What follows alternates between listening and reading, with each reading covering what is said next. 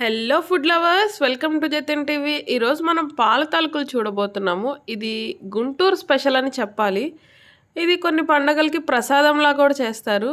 ఇంకా చెప్పాలి అంటే పాత రోజుల్లో ప్రెగ్నెన్సీ వాళ్ళు ఖచ్చితంగా తినాలి అనేవాళ్ళంట పెద్దవాళ్ళు. ఇది ఎలా చేయాలో చూసేద్దామా?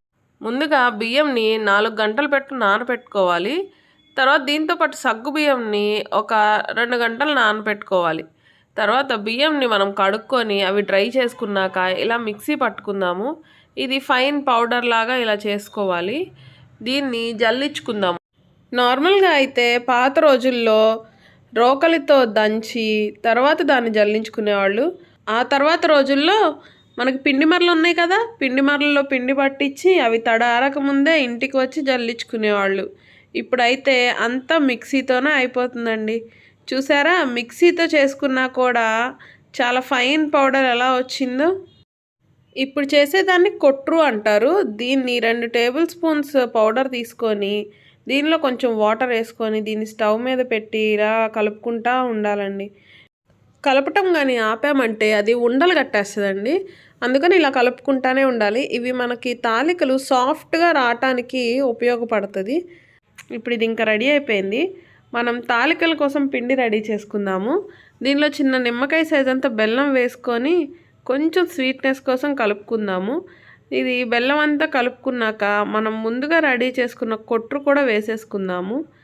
ఇది కూడా వేసి తర్వాత దీనిలో ఒక 2 టేబుల్ స్పూన్స్ వాటర్ వేసుకొని కలుపుకున్నామంటే మనకి పిండి ఎలా రెడీ అవ్వాలంటే చక్రాల పిండిలాగా గట్టిగా రావాలండి. ఎందుకంటే మనం దీన్ని చక్రాల గిద్దల్లో పెట్టి వస్తాం కాబట్టి అలా చక్రాల పిండిలాగా ఇలా చూసారా, ఇలా గట్టిగా కలుపుకోవాలి.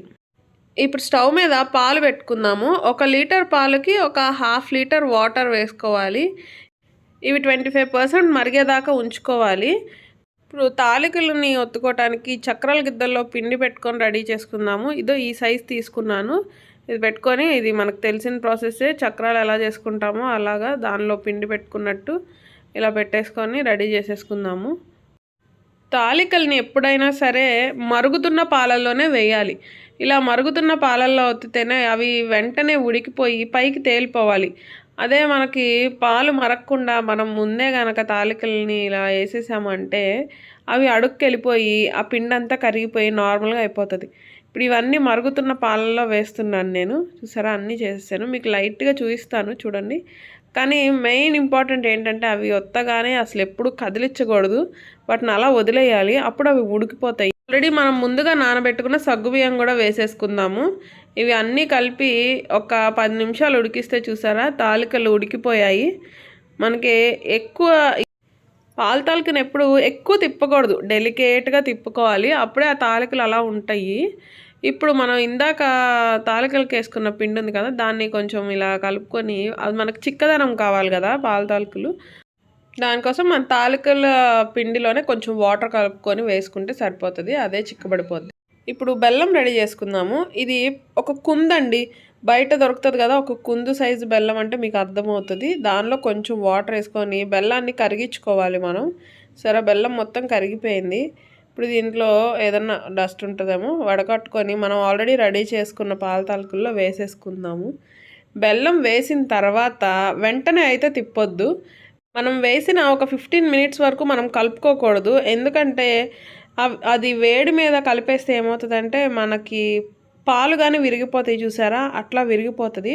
సో చల్లబడిన తర్వాత కలుపుకోండి, చాలా బాగా వస్తుంది. ఇప్పుడు దీనిలో కొంచెం ఇలాచీ వేసుకుందాం, ఒక 4-5 ఇలాచీ.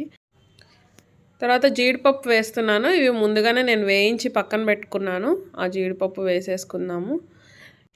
ఈ పాల తాలికలు చాలా టేస్ట్గా ఉంటాయండి. మన పెద్దవాళ్ళ నుంచి వచ్చిన ట్రెడిషనల్ స్వీట్స్లో ఇది ది బెస్ట్ అని చెప్పుకోవాలి. చేత్తో తాలికలు చేసి కష్టపడతారు, కానీ ఇది చక్రాల గిద్దతో ఒత్తుకున్నా కూడా చాలా ఈజీగా చేసుకోవచ్చు. చూసారా, మనకి పాల తాలికలు రెడీ అయిపోయినాయి. ఒక్కసారి చేసుకున్నారంటే మళ్ళీ మళ్ళీ చేసుకొని తింటారండి, అంత అద్భుతంగా ఉంటాయి. చేసుకున్నాక ఒక్కసారి కామెంట్ పెట్టండి ఎలా వచ్చిందనేది. మరొక మంచి వీడియోతో మీ ముందుకు వస్తాము. కానీ మీరు ఆ వీడియో చూడాలంటే సబ్స్క్రైబ్ మాత్రం చేసుకోండి.